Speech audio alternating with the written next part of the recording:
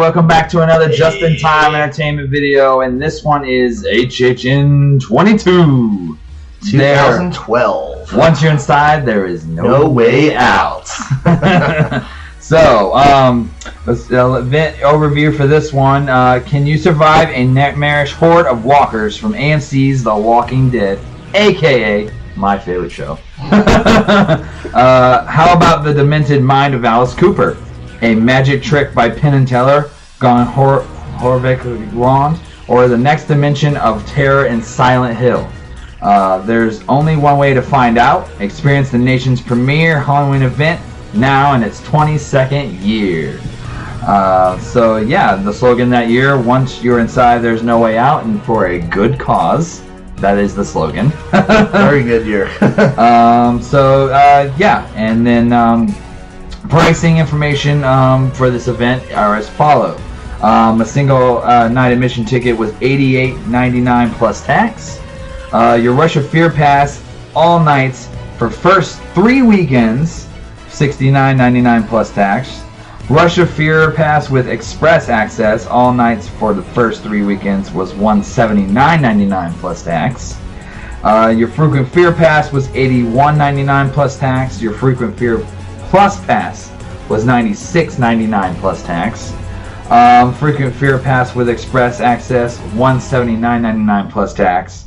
And your Frequent Fear Plus pass with express access $229.99 plus I do tax. believe this was the first year Rush of Fear was announced. I could be wrong though, because I don't remember it being in 21.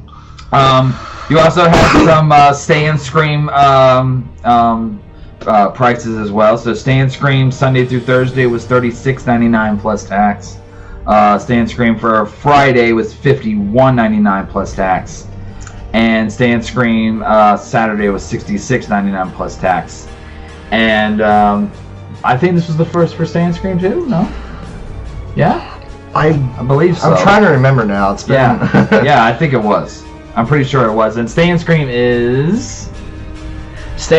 is where guests can stay in the park for about 2 hours before the event opens. It's if you already have a Horror Nights ticket for that night, or a Frequent Fear Pass, Frequent Fear Plus, whatever. Yeah. They scan your ticket, they slap a wristband on you, and there's certain holding areas around the park that you can wait in. And then at a certain time, once the park is clear, certain houses open up to guests early. Yeah. So you can actually get a jump before the actual front gates open, and they let the floodgates in. And it's also a great way to kill at least 2 or 3 houses like that. We've done it multiple times, so it's very well worth actually, I want to say, actually the best way to possibly get all houses done this very first time. Finnegan's Lockdown is the best one. Yes, it is. Because we've done that one so many times more than any other. You get to lead in like 4 houses like that. Like, whereas areas like I Love Lucy's, well, no longer I Love Lucy, it's now Hello Kitty. Yeah. They only get into 1 house, possibly 2, depending on what the change up, and then over by Simpsons area, you get to go into whatever's in Parade Building and the 2 tents. So there's only 2 locations basically that have 3 house locations that are open. Usually 2 of them are open first. The third one opens a half an hour before the gate opens. So it's basically the best way, like you said, the best way to kill houses, especially if the lines are going to be long, especially if Saturday night. And if you don't have Express, that's the other one. Stay and Scream. But yeah, this is the house shirt for that year.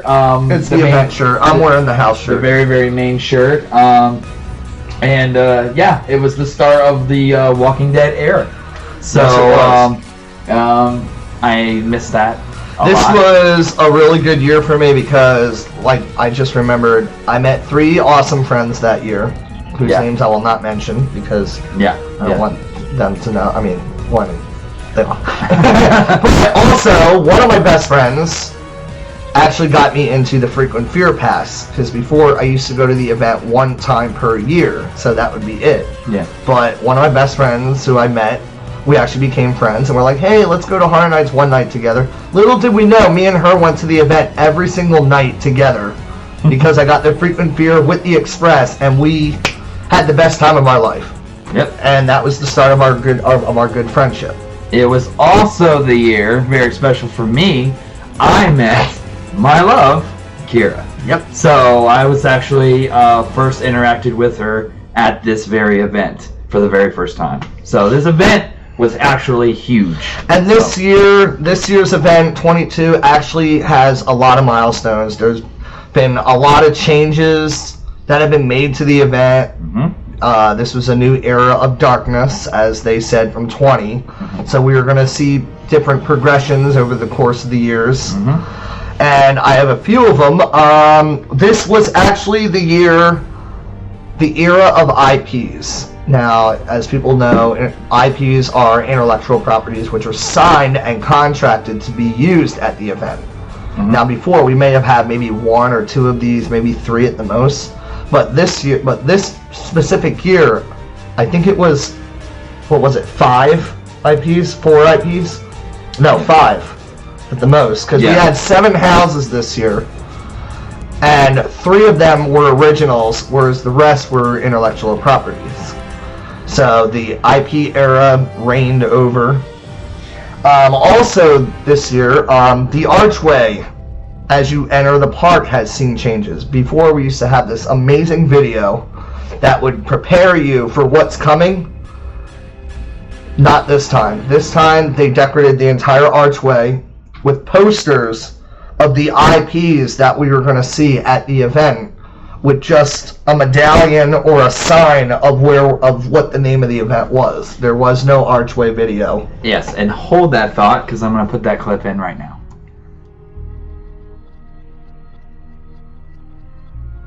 Alright, so yeah, that was the picture so of the now archway. that you've seen the archway, you understand the difference between back then to now. Another new thing that happened this year was street experiences. This is something that we have seen this in the past at 2007's HHN, when the whole park was the midway of the bazaar with one unique scare zone. I think it was Troop Macabre over in Central Park.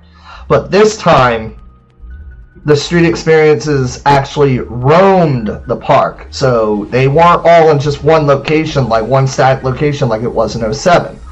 So these certain characters could be in the San Francisco section of the park. Another hour later, they could be all the way over in Hollywood. Because, again, it was the first year that we're seeing some new changes to the park. And this was one of those new unique changes that was quite interesting. It worked out fairly well. It was very popular, as people like to choose what side that they wanted to be on. Yeah. So it was quite interesting. Also, this was the first year that house announcements started coming out earlier than usual. Usually we have to wait until the full reveal of the website before knowing anything at the event. What they did differently this year is all the IP houses were announced on a timeline. So every week or every so many months we get another announcement. Yep. This is the first year that we've actually seen something like this, because like I said, usually we'd be sitting around waiting and they say, oh, full reveal of everything on August 29th, and then you go on the website and bam, everything was there. There was this big, it was like Christmas, waiting for that date to actually come up and then being surprised and knowing what's going on. And it was 4 IPs this year, 3 originals. I messed up. So my bad. 4 IPs and 3 originals. So. Also, this year has also started what they call a 3-year arc. Basically, this year, 2013 and 2014, which we'll discuss later down the road, all tied together with a theme. And that theme is The Walking Dead. Yes. Because the background of this theme was called Once You're Inside, There Is No Way Out.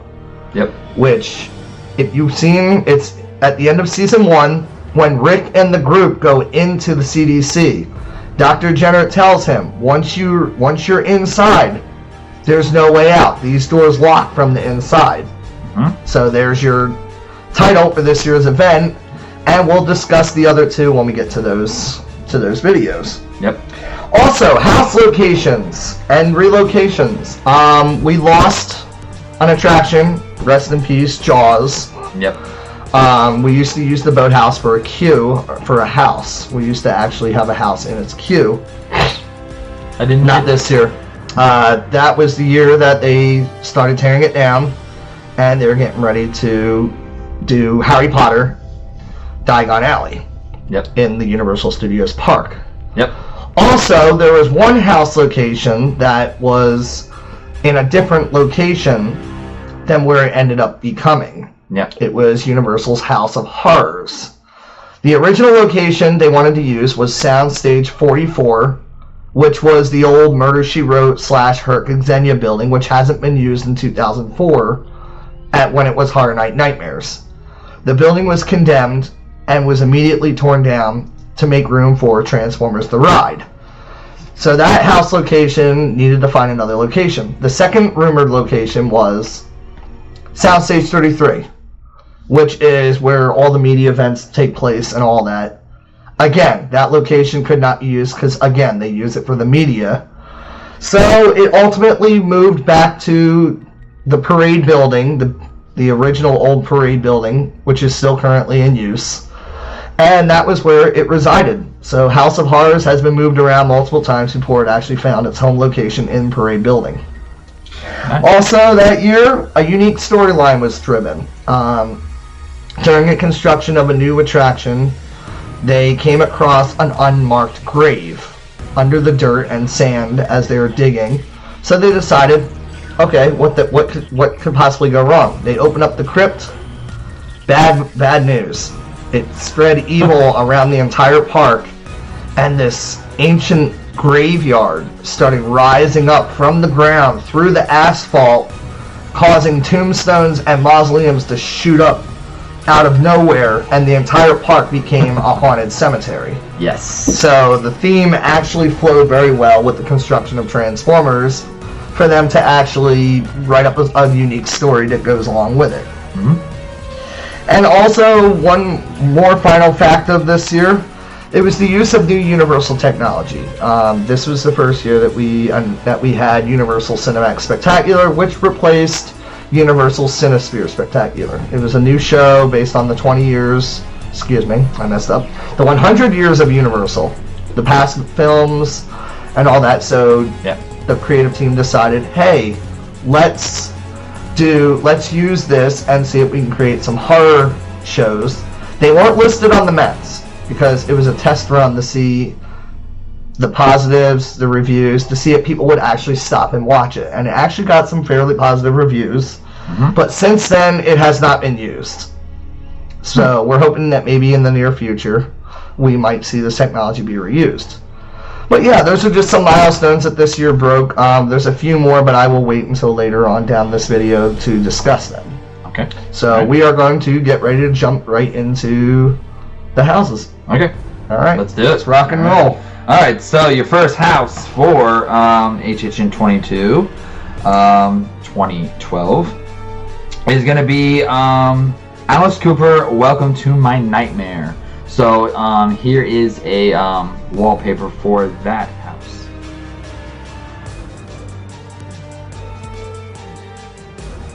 Alright, so that is the wallpaper for Alice Cooper, Welcome to My Nightmare. Very cool. And the location for this house was in the Sprung Tent. One of the Sprung Tents. Sprung Tent 1, if my memory serves me right. Yes. Yeah. Yes, I was right. And the bio for the house reads, Journey into legendary rocker Alice Cooper's twisted mind and witness the natural melding of horror in Cooper's 4 decades-long career. Here you will follow Steven, the iconic character from many Cooper's works, as you come face to face with a myriad of tormentors who threaten an already decaying sense of sanity. So, your thoughts on this house before I release the trailer? This was an interesting house because every single room in this house was based off of one of his songs. As a lot of people have noticed, on the wall, written in blood, was actually a lyric from the song. So as you went in, those fans of Alice Cooper would know exactly which ones. Other people who've never seen Alice Cooper would ask, what does that mean? So a lot of us would actually have to talk it through. Also, it would play music tracks from that actual song in that specific room. The outside as you enter was, you basically enter through Alice Cooper's mouth. through a Hellgate. Yeah. And it would play random tracks from Alice Cooper albums, Welcome to My Nightmare, as well as the definitive Alice Cooper collection. Yeah. And maybe some random albums that he's done. I heard there, I don't know if it was a rumor or not, was there really snakes in this house? No. Okay. There was no snakes. Somebody said, I don't know why, somebody said literally that there was going to be snakes in this house, and there was fake hanging intestines, but I don't think it was snakes. Yeah, okay. They were wet. Alright, well, alright, so that was pretty much the explanation for that house. Here is a teaser, so you guys can see what it was like. This is Alice Cooper, and I'm pleased, not really pleased, more delighted, to announce that for the very first time, Welcome to My Nightmare is coming to Halloween Horror Nights at Universal Orlando Resort. Welcome to My Nightmare.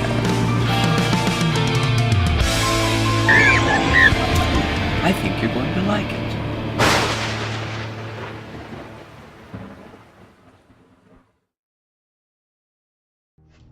Awesome video! So as you can see, the doorway that you saw with his head and the fence was actually the facade before you entered the actual tent to start your journey. Walk into there. You'd walk through his mouth. Yes. Was basically the beginning. Yeah. But it was an amazing house. I really enjoyed it. I mean, I wasn't a big fan of Alice Cooper just yet, but I have a friend who is huge on Alice Cooper. So that was how he actually got me started onto it. He is a freak. Yeah. Yes, he is. Alright, so we got the next house. But the next house is Dead End. Ooh. And here is the photo. Yes.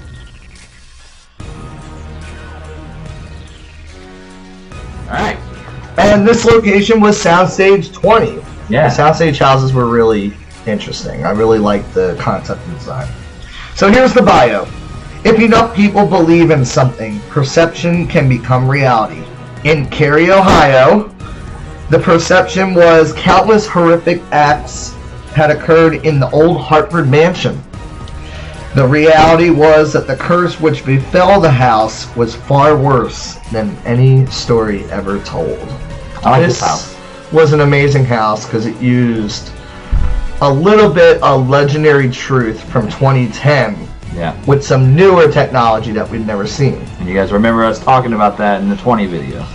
And they also used a unique way of using the rotating tunnel in this because it felt like you were walking down a hallway of a house.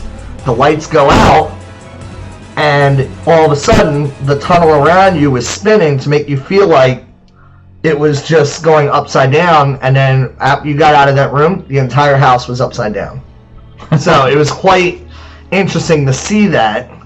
I mean, a very good use of old Halloween Horror Night technology with new technology. Again, I love the technology and how things that they used in the past can be reused in a new way. But this house was amazing. I mean, I'm into the old classic haunted houses anyway, so this was right up my alley. I mean, the theming was good, the scares were good, the sound design and music was amazing. So it was just outright creepy. Put you in that stage. That's what we want. That is what we love. Alright, so next house. The next house, Gothic. And here is an image.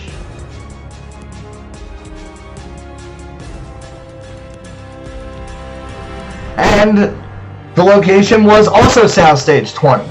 Wow, 2 in 1? But also, before I begin this bio, this is my all-time favorite house of this year. Yes. So let's get into the bio. The Cathedral di Camentrum Animus is by day undergoing a building-wide architectural refurbishment. By night, the many stone gargoyles that keep a watchful eye over the sanctuary come to life with one mission of protecting this sacred place upon any intrusion. This house was something I've been wanting to see for years. I mean, I grew up in South Jersey where we had cathedrals and stuff like that, and I've always thought, hey, a haunted cathedral could actually be kind of cool. Well, this idea was finally brought to life, and I just remember a jaw-dropping moment walking in to the soundstage. and seeing this beautiful cathedral and hearing the creepy organ music. Oh, love that. And the scares were amazing. They were stone gargoyles. I mean, they used a lot of bungees, people jumping from wall to wall, making it seem like they're flying. You had stilt walkers walking around. But there's one effect in here that actually I've seen it in horrors past, and I loved it. But this one really, really made it look good. There's a part of this house when you walk over an old rafter that made it feel like you were about 100-some feet over the cathedral floor, where you look down and you see the cathedral. Yeah. The effect is quite achieved, and you can't even tell, wait, where am I? Like, it really trips you up. But this house was really, really, really cool. I enjoyed the bungee scares very much because, I mean, again, old technology, reused, refined. Yeah. But this one goes to my number 1 spot for Horror Nights 22. Nice. I mean, I enjoyed this house very much. And they did bring it back, which we will talk about down the road. Yep. And I'm hoping to maybe see it again, who knows, for maybe 30 or something from there on. We'll see what happens. So, all right. Next house. Our next house, Universal's House of Horrors. And here is the photo.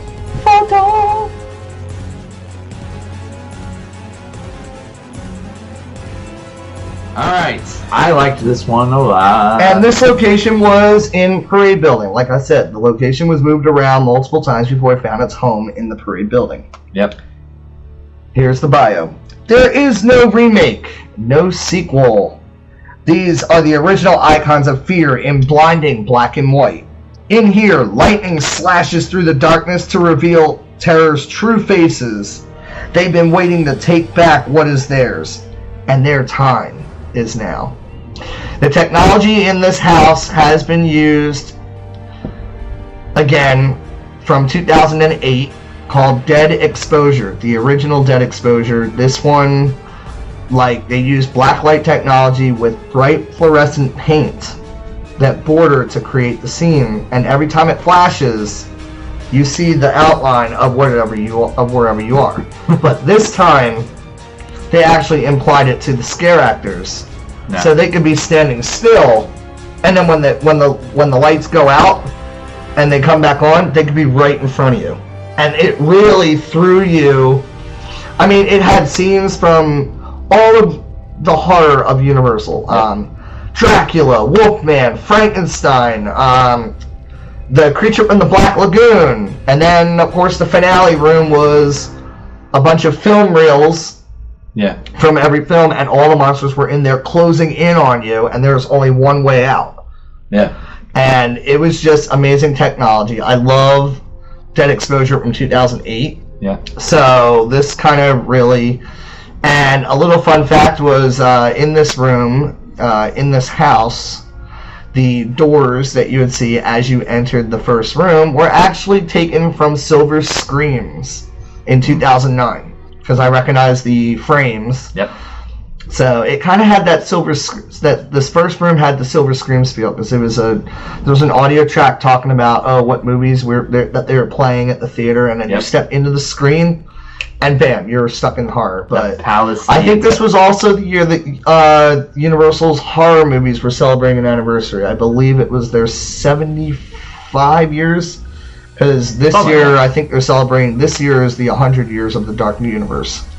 So, 100 years of horror this year. So, we're hoping maybe to see another return. We'll see. But, who knows? Alright. And that is the end of the originals, and I will pass it back off to Justin now. Alright. We have some IPs to get to. The next house is going to be Penn and Teller, Nuked Las Vegas. And here's that cool looking picture.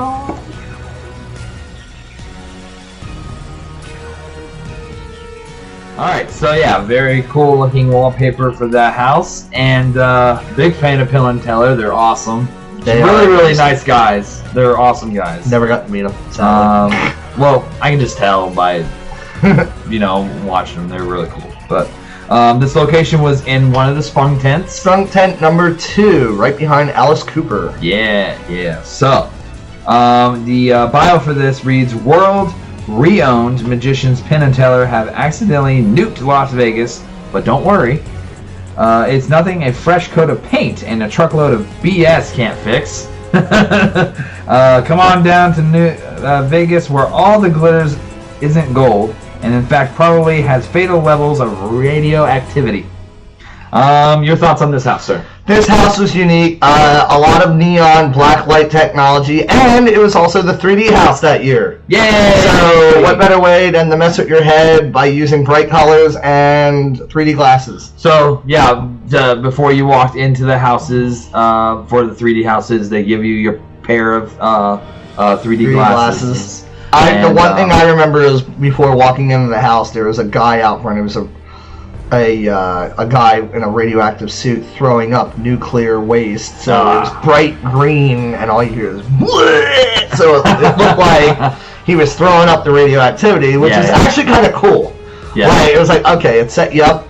Yeah. This house also had something really cool where it was guest activity in a scene which looked like a buffet. But when you went behind, you could also screw around with other guests by hitting buttons. So it had like, the floor would drop a little bit, you get sprayed with water, it would get shoot with mist. Yeah, I love there was something like a loud alarm sound or a light would pop on. It was really cool, a very unique design, and I've never seen Penn and Teller live. I mean, I've never heard. Truth be told, I never heard of them until I heard about this house, and I looked up their past, and I was like, wow, okay, these guys are amazing. Yeah. So I have some friends that have actually seen them live in person. Yeah.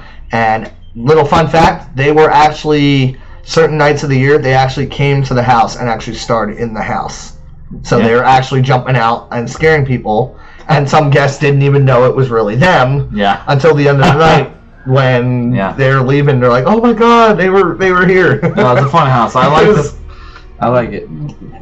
The joke right there. It actually was a fun house. Yeah, like it was like keyword fun house. Yeah, well, I love the 3D houses. Like they're so much fun. So they are. We haven't had one in a while, but like I said. All right, and now that we explained it, here is actually the trailer for Penn and Teller Nuked Las Vegas.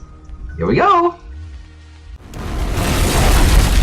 Hi, we're Penn and Teller. We're Universal Orlando, and this is our haunted house. It's Penn and Teller Nuked Las Vegas, and that's exactly what we did. We nuked Las Vegas. We blew it up. It's all radiated. There's a tent over it, and it's still a fun place to visit.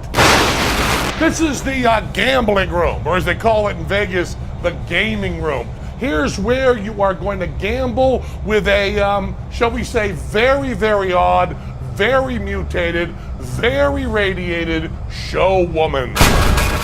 Well, here we are in the Penn and Teller Nuked Las Vegas Honeymoon Suite. It's a wonderful place to spend some time with the people you love. We have all sorts of Penn and Teller stuff, and if you haven't brought someone you love, we will, we'll supply her. This is the French maid from the Honeymoon Suite.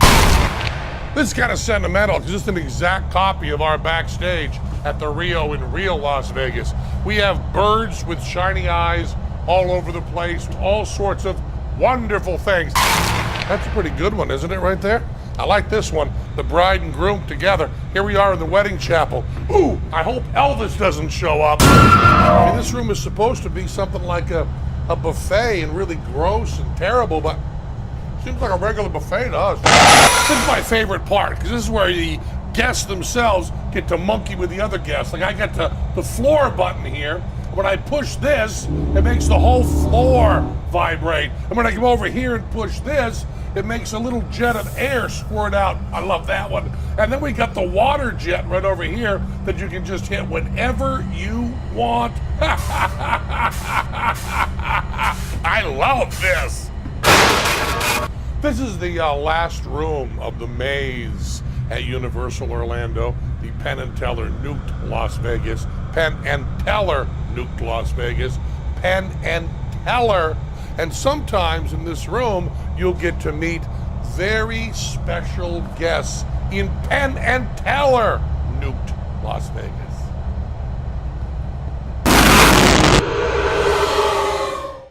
Next house is going to be, of course, my personal favorite, The Walking Dead: Dead Inside. And this wallpaper is awesome. Check it out.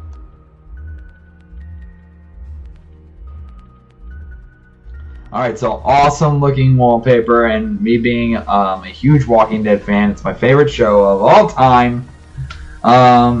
Yeah, the location for this house was the disaster queue. Yes. It was used in the attraction queue during the overlay when Earthquake closed and was becoming disaster.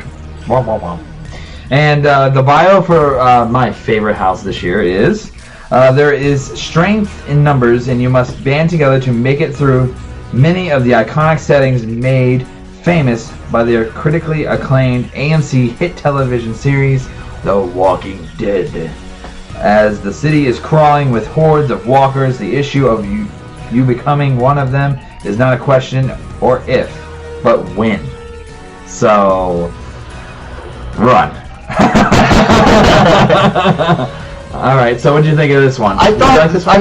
This one was the startup of something different. This is basically the main theme. Yeah, you know? The basic theme of this year. So, I love the scenes. The way it was set up was actually really cool. Yeah. I thought the location could have been moved to a soundstage because, it could have done a little better, as I've been through many times when it was still, the sun was still setting, so you could still see things that you weren't supposed to see.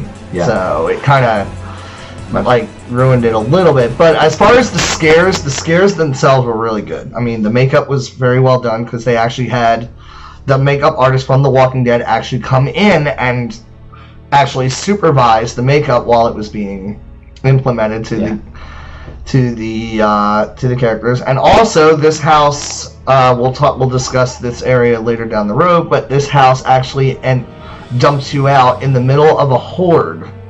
Yeah. A legion which stayed in. This was the only legion, like I said before, they roamed around the park. This was the only legion that stayed in one section of the park all night. They did not move because it was interesting. Like, hey, let's come out of the house. Oh, we survived. And then you turn around, there's like 30 walkers coming at you, and you're like, oh shit.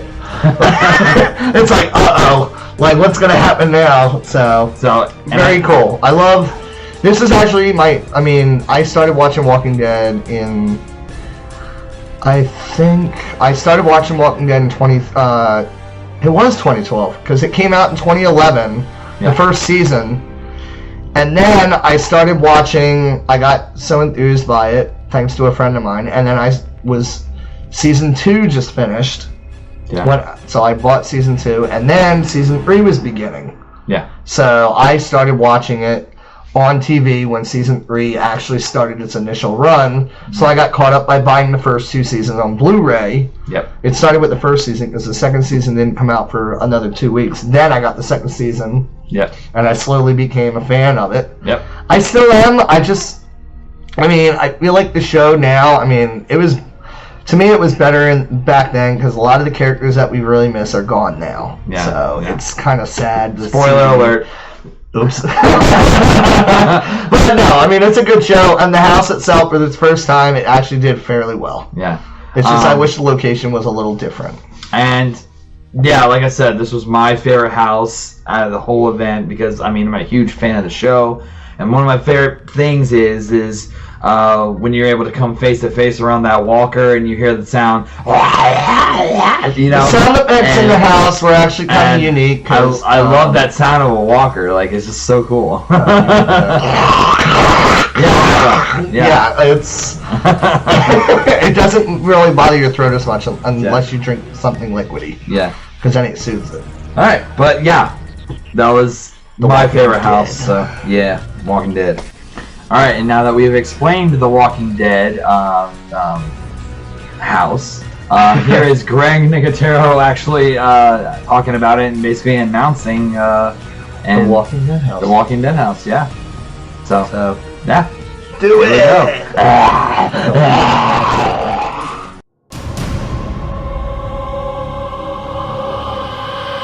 One of the most exciting things is the fit between AMC's Walking Dead and Universal Halloween Horror Nights.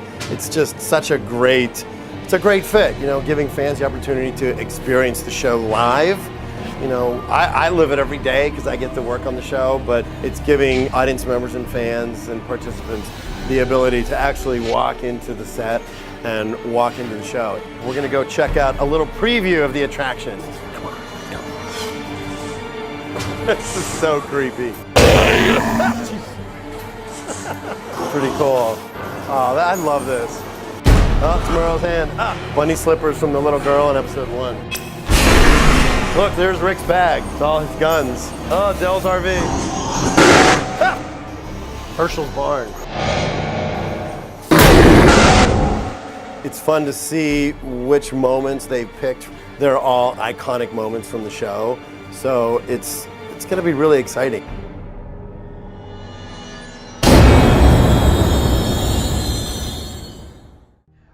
We have now reached our last house for this year for Halloween Horror Nights 22, aka 2012. And that is going to be Welcome to Silent Hill. If you are not a fan of Silent Hill, why? But here is the wallpaper for this house. Yeah.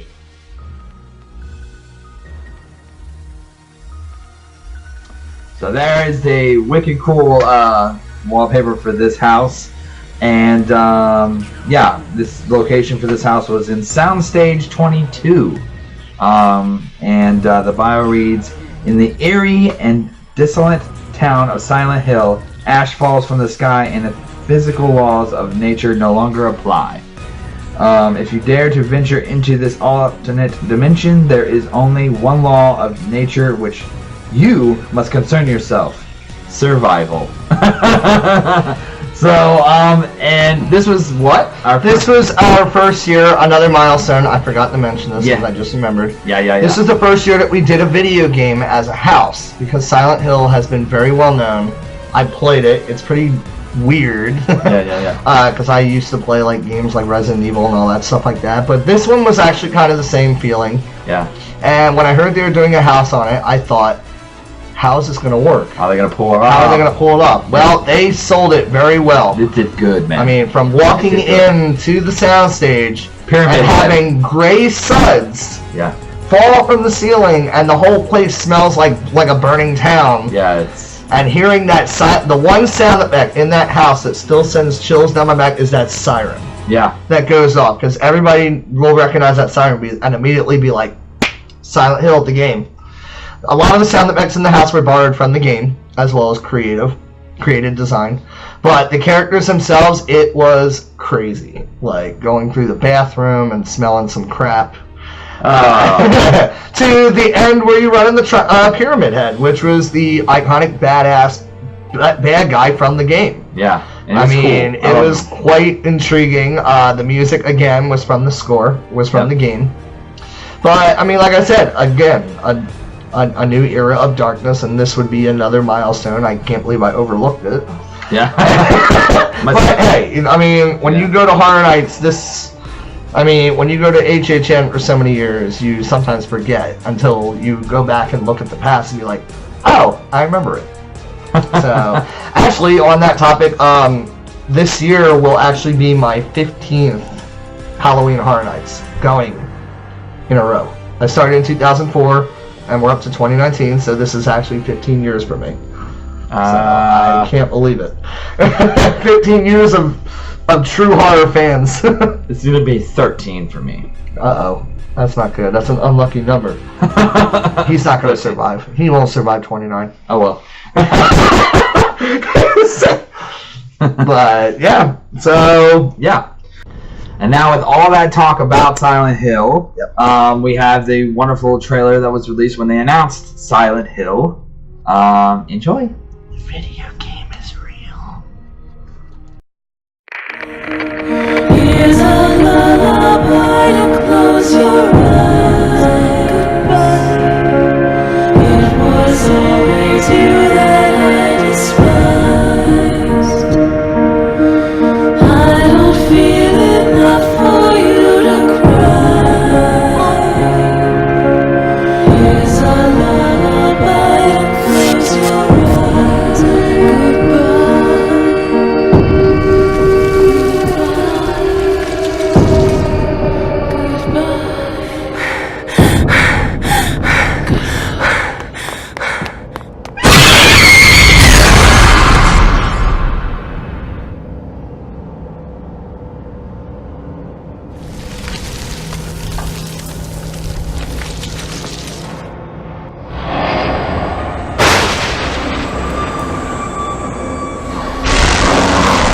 Universal's Halloween Horror Nights is very excited to be here today to share with you a really cool announcement. For the first time ever, we're tackling a video game franchise and bringing it to life at Halloween Horror Nights.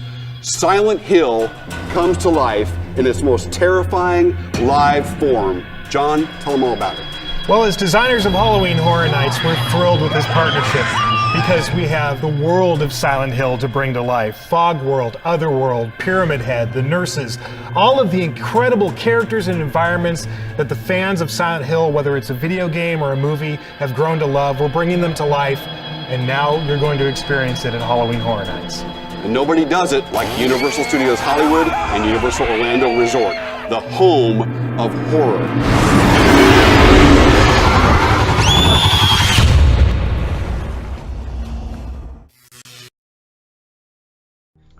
That is pretty much all of your houses for Halloween Horror Nights 22.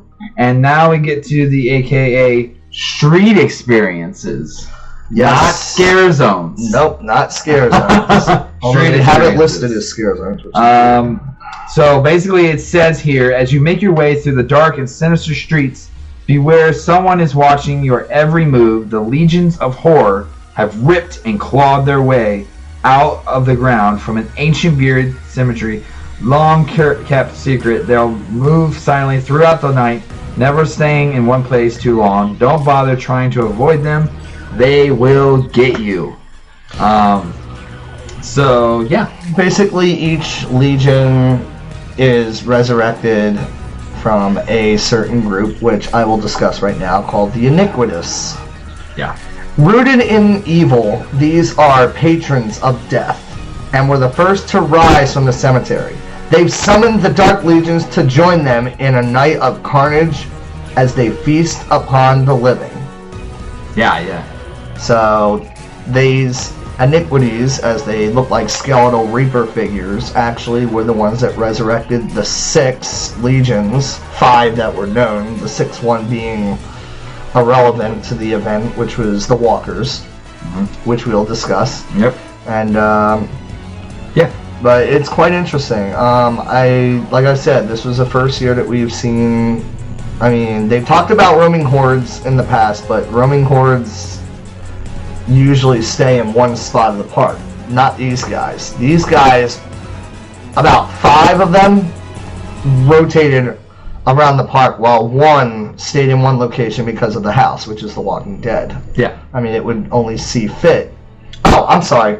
The Iniquities stayed in one spot as well, because they were at the main entrance as you come in, because as you came through the gates, there was the graveyard entrance right there. So as you came into the park, the graveyard entrance with the gate and the stone columns or the brick columns were right there.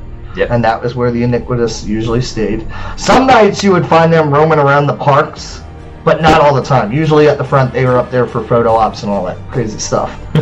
So as you walked around the park, I mean, you saw gravestones and mausoleums coming up through the ground, and the detailing was quite amazing the way they set it up. Because I was wondering, how are they gonna?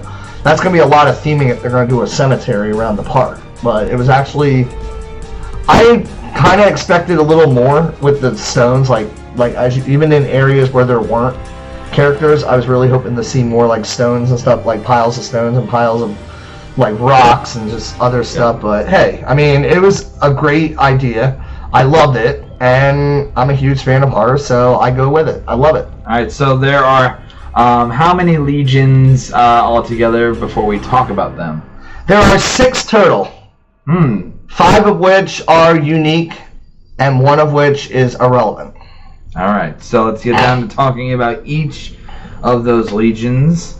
The first one being the Dark Legion's Beast. And it says, before I get into it, here is actually a wallpaper of that.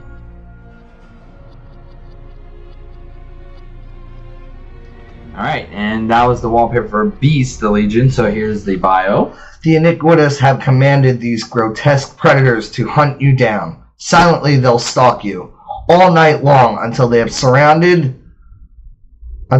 you surrounded and there's nowhere left to hide. This was an amazing creature because they actually won Roaming Horde of the Year. Oh, nice. At the end of the event, so congratulations to the Beast. I have friends who were in that area. Nice. And it was very well deserved. These guys, and every unique Legion had a specific audio track that would play in the background. So these guys, you would hear a bunch of growling and ripping of body parts. So you hear like blood and gore and all that crazy stuff like that. So nice. It was very well done. And like I said, each area, they would be in one part of the park, then they'd be in the other part of the park. So the audio tracks would change. So it was really cool. I mean, they did a good job with it. Yeah, it was very different. Like I said, a new era of HHN. Yep. So all right. The next one's gonna be prisoners for the next Legion, and here is that wallpaper.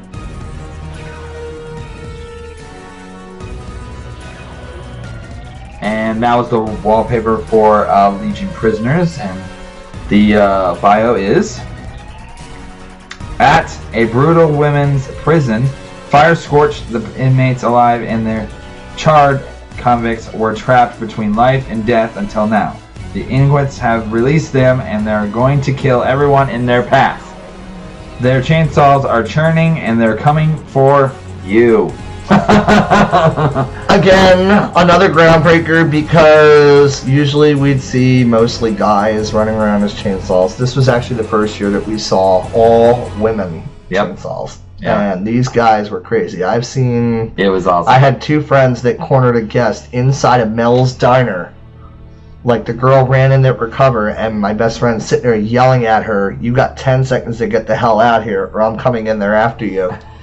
Hey. And they literally, as soon as they counted. Hey. Also, what's new this year is some of the characters were allowed to go into areas that they usually weren't. So, like, you had them going through restaurants. Yes. They were not allowed to go into the bathrooms, although that would be funny.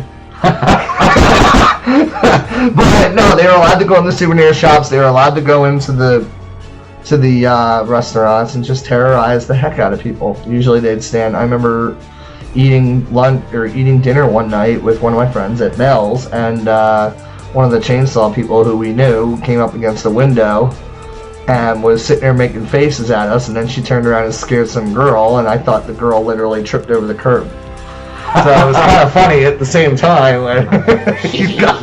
So, and those are the prisoners. Yeah. The next Legion are the traditionals, and here is the background for the traditionals.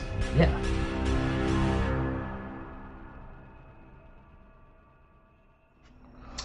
And that was that. And here's the bio. These aren't the fiends from your childhood books. These are the fears that creep inside your dreams. Brought forth by the iniquitous, these ghosts and goblins have teeth and they're hungry. So basically, we all know Halloween, trick-or-treating, and kids dressing up in... Don't bite me! Dressing up in costumes. Not this time. This is like a trick-or-treat from hell. Basically, literally. They were running around screaming, "Give me candy," or "Here, have a piece of my candy." Don't touch it! So it wasn't really like demonic as like demons and stuff like that. It was more like kids' childplay gone horrifically wrong. I mean... Yeah. They're all nice and cheery. "Here, have some candy." Don't touch it. That was basically the scare. The background audio track was kind of cool for this one, because you hear like, sounded like kids ringing doorbells, and like you hear like maybe a doorbell open with a chainsaw and somebody get grinded up, and then they slam the door shut. That'll give you a nightmare. It's like like I said, trick-or-treating from hell. But it was quite unique. It was an interesting take on this. Yep. And yeah, like I said, I like this traditionals. I had a lot of friends. Like, I have friends all over the park, so it's a lot of fun. All right, we're on to the next Legion, which is one of my dad's favorites, vampires. Here is the wonderful wallpaper for that.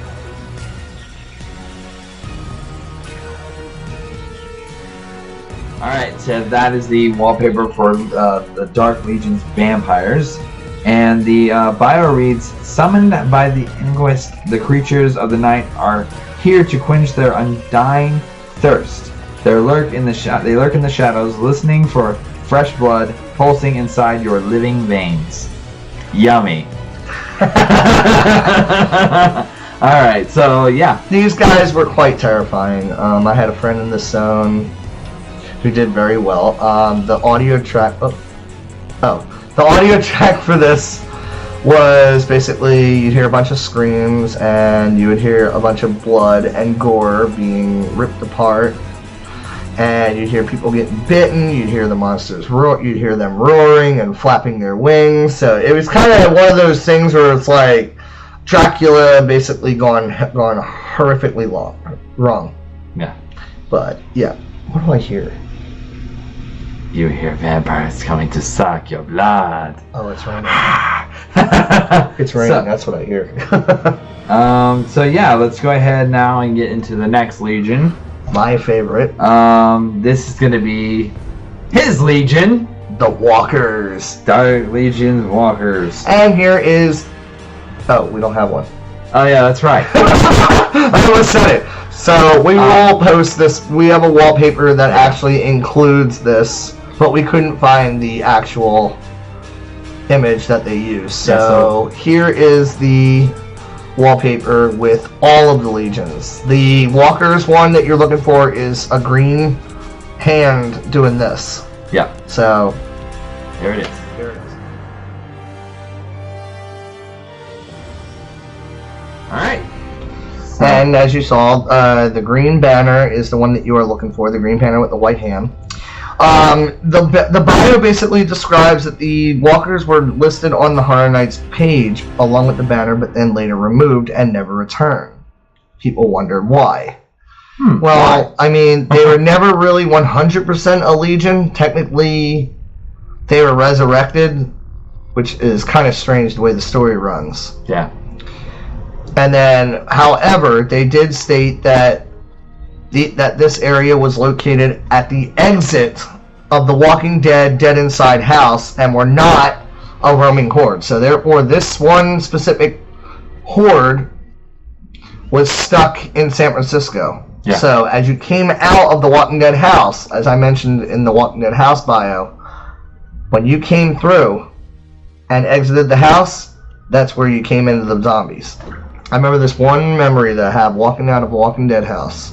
It was in the middle of a cast change. Oh no. And as I'm exiting with me and my friend, we walked into a horde of 60 zombies.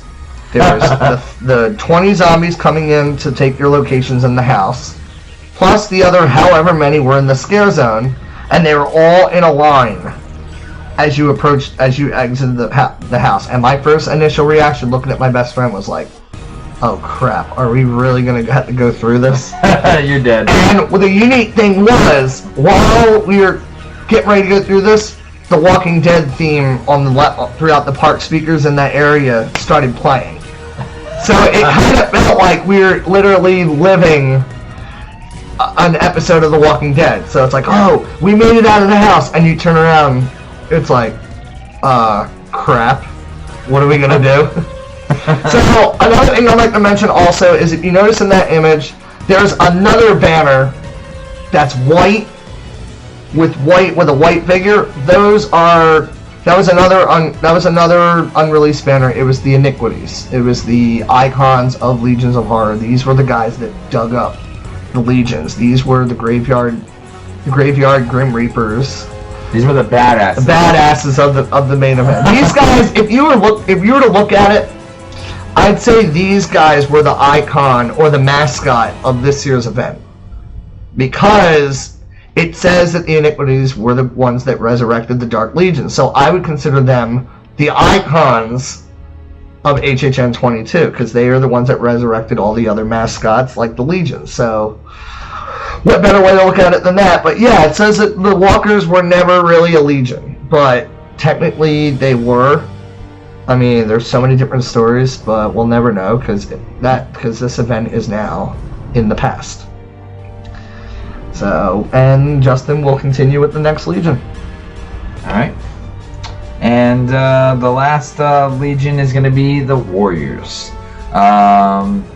It was actually my Legion, actually, now that I think about it. It was a good one. I like these guys. These guys are creepy. I am a warrior, but check out my Legion wallpaper. Yay!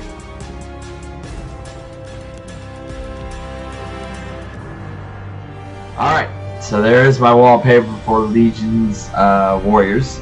And it says, for the bio, slaughtered in a deadly battle, the warriors have been brought back from the dead by the Inquis.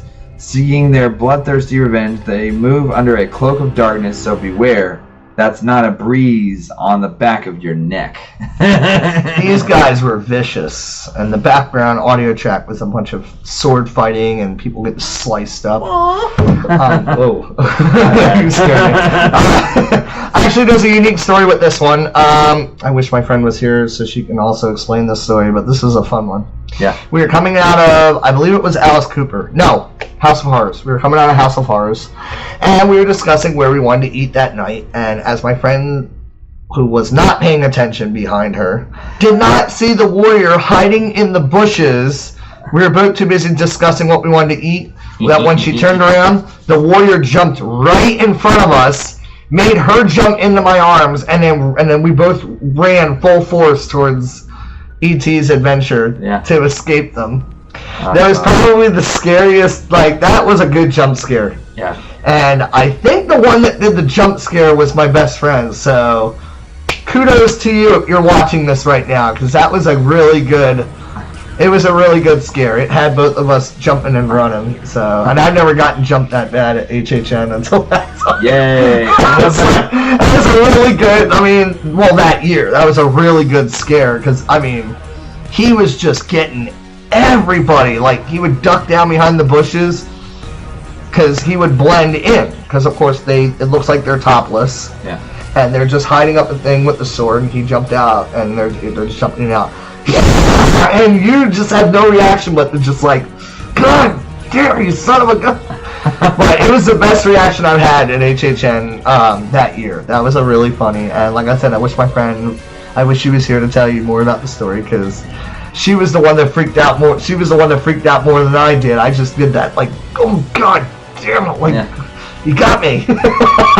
And that makes me feel so well knowing it was my Legion. Those are the Dark Legions. That is the pretty much experience. Yeah, because no scare zones this year. Alright, so that was all the Legions that we basically talked about, as you can see.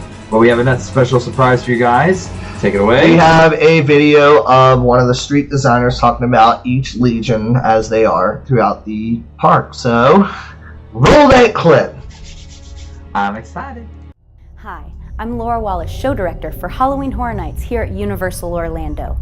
This year, we feature an all-new street experience. There are no boundaries, no safe zones, and no one escapes. We feature 5 Legions of Horror. Our first Legion of Horror are the vampires. They span all eras of time and are from all over the world. These vampires have come to Halloween Horror Nights 22 to feast on our guests. Our next Legion are the Dragon Warriors. This gang of men carry big swords and are ready to maim anybody that stands in their way. Our next Legion is a first time ever. This is a group of women. They've been imprisoned too long, and we are putting chainsaws in their hands. They're coming for you. Our next Legion are the Beasts. These are half men, half animal, intimidating creatures roaming the streets of Halloween Horror Nights. Traditionals. Anything you can think of steeped in the Halloween tradition, from trick-or-treaters to witches to goblins, you could encounter anywhere. With these 5 Legions of Horror ripping through the streets of Universal Studios are mausoleums and crypts. With them come the iniquitous. These creatures are the root of all evil. They're the masters of all horror. And here's your first look at them.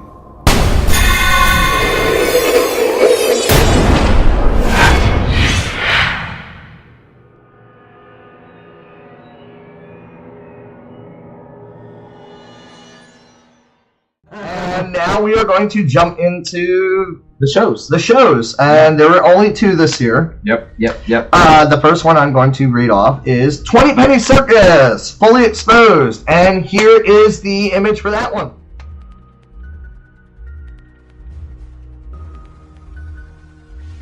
All right. So that was the image for that one. The location was, rest in peace, Beetlejuice. Oh, we miss you.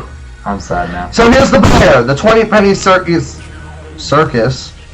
brings their magic for people with questionable taste to an unsuspecting Halloween Horror Nights audience.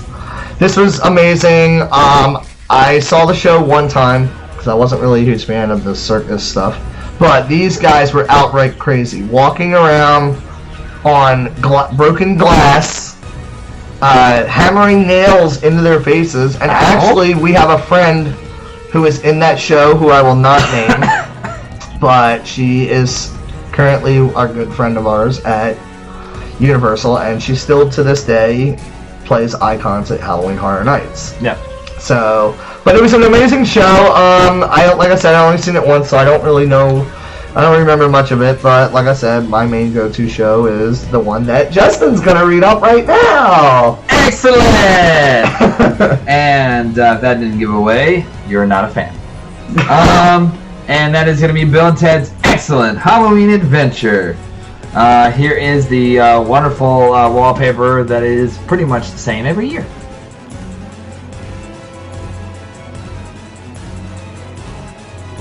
Alright, so there is the wallpaper for that wonderful, excellent show that I miss so much. And the location for that was in the Fear Factor Live Theater, like it always was. Yep. It's a must-see show. Party on as those two most excellent dudes return to skewer the biggest names in entertainment and pop culture. So, yeah. The theme of the show was the school. We were at San Dimas. Bill and Ted were both running for, I think,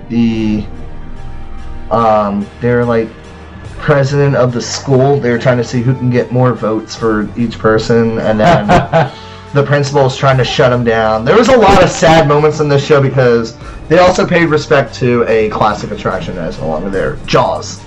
There's a segment where, I mean, everybody, you can just feel your heart sink when they mention Jaws. So it was, we missed you, Jaws. This was the one attraction I used to go on all the time during Halloween Horror Nights. It felt right to go on it. I mean, it was like the best theme, but yeah, I mean, like I said, you're gone, Bill and Ted. I mean, it was a good show. It was really, really funny. It had some funny moments. Other moments you're just like, wait, what the hell?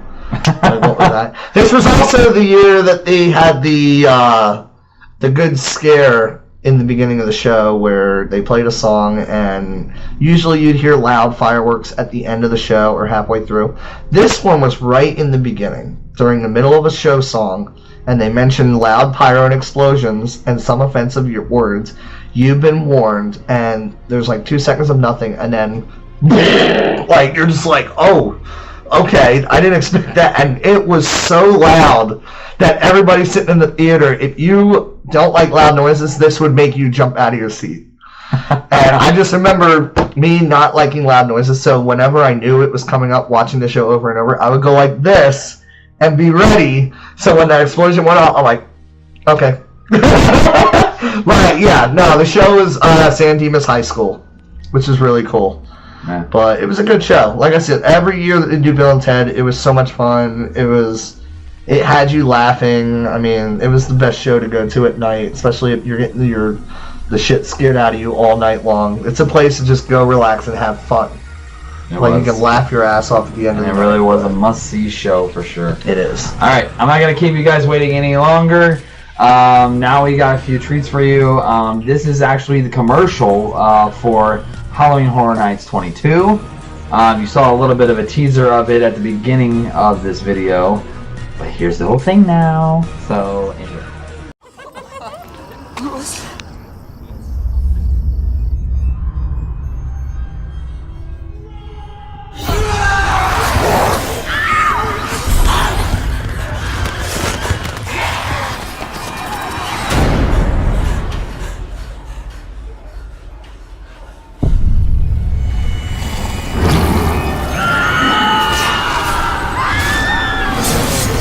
Visit HalloweenHorrorNights.com. Alright, so that was the crazy commercial there. And they went through nights of hell shooting that commercial. Most of it, believe it or not, was shot in Universal in Hollywood. Nice. Fun fact. And speaking of Universal Hollywood and fun facts and the shooting schedule, we actually have a bonus video for you. This one will show you how they actually filmed and created the commercials. So, roll that clip. Yay.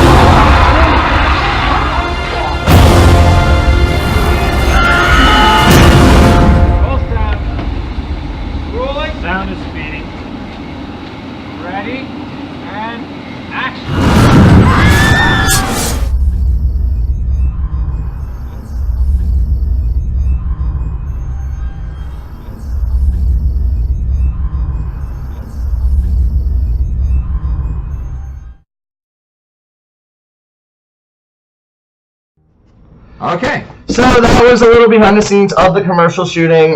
They, like I said, they went through nights of hell trying to shoot it. But the little secret known was it was shot in Hollywood, and then they digitally added in the Universal arches to make you Hollywood believe that it was shot here at Little Movie Magic. Yeah. And here's another bonus fun thing that we found for you. What you are about to listen to is the one and only radio advertisement that played over the airwaves to promote Halloween Horror Nights 2012. So, check this out. Yeah. Pick up, please, pick up. Hey, you've reached the Sanders. We're not home, so leave a message. Mom, Dad, if you get this message, I need your help. We can't get out. We were attacked by these creatures, and they just showed up. I couldn't stop them. They ripped into Chris. It was horrible. There's no way out. Oh my God, I think they're coming back. Once you're inside, there is no way out. Universal's Halloween Horror Nights, the nation's premier Halloween event, starts September 21st. Grab your friends and face the post-apocalyptic world of AMC's The Walking Dead. If the infected, bloodthirsty walkers don't rip into you, you'll face Silent Hill and Alice Cooper. Florida residents save over 50% on select tickets when you buy an ice-cold Coke Zero. For tickets and information, visit HalloweenHorrorNights.com and pray you're the one that finds a way out. This event is not recommended for children under 13. Restrictions apply. So that was the radio spot for Halloween Horror Nights 22. Yep. It was quite interesting the way they set it up. And yeah, I think it was themed mostly to, I think it was Walking Dead mostly. Because she mentioned there's a horde of walkers and they ripped into her brother and ate him. Yummy. The last and final thing that we're going to talk about on this video is the website changes, which this was, again, another milestone with this event. The theme of the website has changed. All the interactivity that we remember going through the menus, the audio tracks, the music that was playing on the website. This time, Nothing. It mostly just had the initial backgrounds of the houses, the scare zones, little things, wallpapers, and social media meetups and all that stuff like that. But there was an interactive game that was released a little bit down the road, which was based off the legions. Each one was given a name. I myself was known as the Karazins, which we are the walkers. And you solve puzzles and build, it looks like a formula bottle. You build it up and the one who gets it to the top wins. And of course, the Karazins won that year. And you do puzzles, you solve mysteries. And the name of the game is called Horror Unearthed, which worked out perfectly because now that the Iniquitous has risen the legions of horror to life, now we, as us legions, we have to find a way to stay alive. Yep. But it was an interesting game. Yep.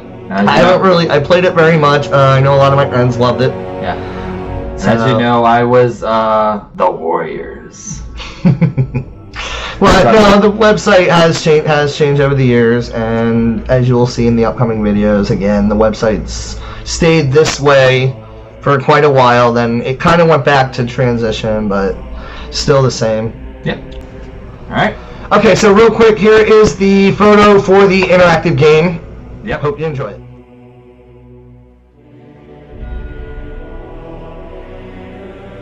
Right. So, that was the interactive there. Yep. It was quite interesting to play. I remember spending hours on it trying to figure out what's the next puzzle, what do I do next? And it ran all the way until the event opened up, so it had people wanting more and more and more. And then they extended the run into the actual event run, and then when the event ended, the whole website went completely blank. Yep. And started over from brand new until the next year started up. I just really wish they'd made an app.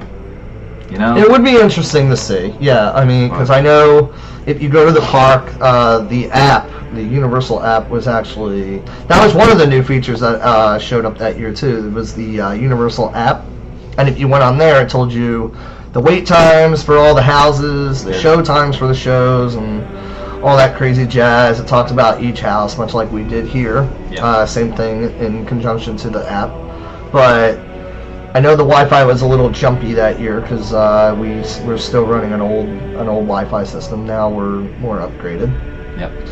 So, all right. So what else do we have now? We have the park map. Yep. From the event, which we're going to show you that. We're going to show you that right now. Yep. So take a look.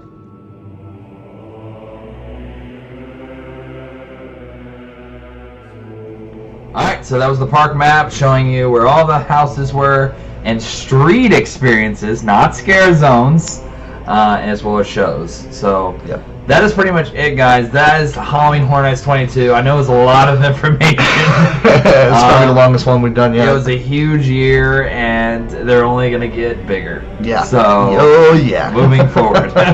So, like I said, hope you enjoyed this video from Just in Time Entertainment, and please like, subscribe, whatever you feel comfortable with. And for that, I hope I was just in time. Thanks, Luke. No problem, brother. Peace, guys. Enjoy, guys.